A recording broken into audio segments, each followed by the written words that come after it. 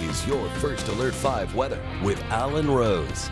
Yeah, it sounds like they're making the most of a not so ideal situation. Hopefully you've been able to do the same because the weather, well, let's face it, it hasn't been that great the past couple of weeks here in southern Colorado. Those major wildfires burning out of the area are ushering in plenty of smoke and haze, and we can't seem to get rid of this stinking heat. Today, 93 in the Springs, 100 in Pueblo, both areas within 1 degree of setting a new record for the date. And in Pueblo, today marked the 20th date this year that we've seen highs into the Century Club. Compared to the average, we're usually around 14. The most I've ever seen in a year was 28. We did it twice this century, back in 2003 and 2012. And the hottest we've seen this summer was 104. We also did that twice on July 8th and July 13th. Now for the Springs, we have now hit 44 days in the 90s. This ties us for the second most all time. Last time we saw 44 days in a year was 2011. The most was 49 back in 2012, the year of the Waldo Canyon fire. The average, 32. So again, hot, yes. Is it going to improve in the short term? Hate to be the bearer of bad news, folks, but the answer is no.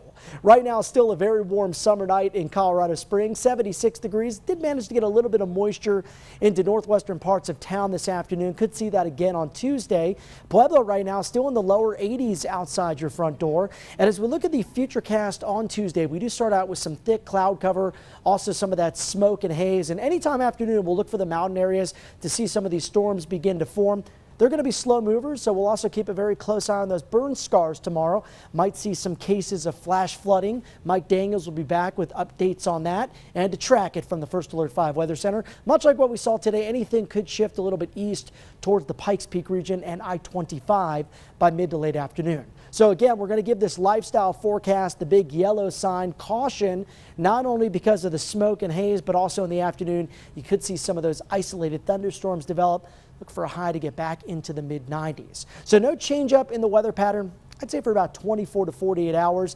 Now by the middle to the end of the week, we see high pressure begin to flatten out. It's not going to completely clear out of the area. It only shifts south a few hundred miles. So it's still going to be very warm through Thursday with those isolated PM storm chances, mainly for the mountain areas. But we are tracking the potential for some big late week changes in your forecast. Finally, a bit of a pattern shift that we've all been waiting for, I'd say all month long. Look at our rain chances go up Friday and Saturday, up above 50% on Friday and right near 50% Saturday.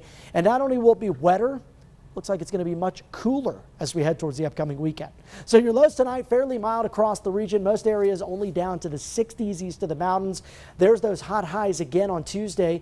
And we stay in the 90s through Thursday. Average high this time of the year is right around 81. Finally, early next week, could see below average temperatures for the first time in quite some time.